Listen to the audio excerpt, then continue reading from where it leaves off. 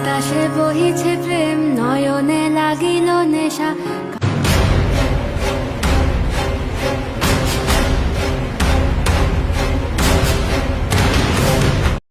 টুকরো টুকরো করে বৃষ্টির মরদেহ নদীতে ফেলে দিয়েছে রুমমেট সেই ঘাতক।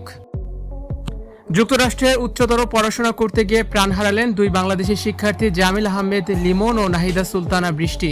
জামিলের রুমমেট ফিলিস্তিনি বংশোদ্ভূত হিশাম আবু ঘরবের হাতে নির্মমভাবে খুন হয়েছেন তারা দুজন।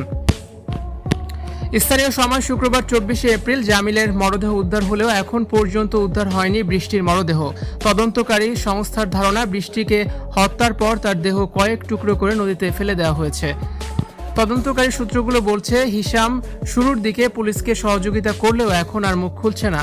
শনিবার ফ্লোরিডার হিলসবরো কাউন্টি শেরিফের অফিস জানিয়েছে, অভিযুক্ত হিশামের বিরুদ্ধে পরিকল্পিত ও উদ্দেশ্য প্রণোদিতভাবে দুটি হত্যার অভিযোগ আনা হয়েছে। যুক্তরাষ্ট্রে এমন হত্যাকে ফার্স্ট ডিগ্রি মার্ডার বলে। এই ঘটনায় ক্ষুব্ধ প্রতিক্রিয়া জানিয়েছেন প্রবাসী বাংলাদেশিরা। তারা অভিযুক্ত হিশামের দৃষ্টান্তমূলক শাস্তির দাবি জানান।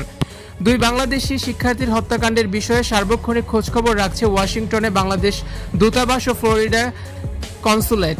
মার্কিন গণমাধ্যমও গুরুত্ব দিয়ে প্রচার করছে চাঞ্চল্যকর এই হত্যাকাণ্ডের খবর। ইউনিভার্সিটি অব সাউথ ফ্লোরিডায় পড়াশোনা করেন প্রায় 500 বাংলাদেশি শিক্ষার্থী। তাদের মতে পুরো যুক্তরাষ্ট্রের প্রবাসীরাও এখন এই ঘটনায় স্তম্ভিত। পুলিশ এখনও এই হত্যাকাণ্ডের প্রকৃত কারণ জানাতে পারেননি। জামিল আহমেদ লিমন এবং নাহিদা সুলতানা বৃষ্টি দুজনে ইউনিভার্সিটি অব সাউথ ফ্লোরিডার পিএইচডি শিক্ষার্থী। জামিল ইউএসএফ এর ভূগোল, পরিবেশ বিজ্ঞান ও নীতি বিষয়ে পিএইচডি শিক্ষার্থী, আর নাহিদা কেমিক্যাল ইঞ্জিনিয়ারিং এর শিক্ষার্থী ছিলেন। তাদের দুজনকে সবশেষ 16 এপ্রিল দেখা গিয়েছিল ক্যাম্পাসে।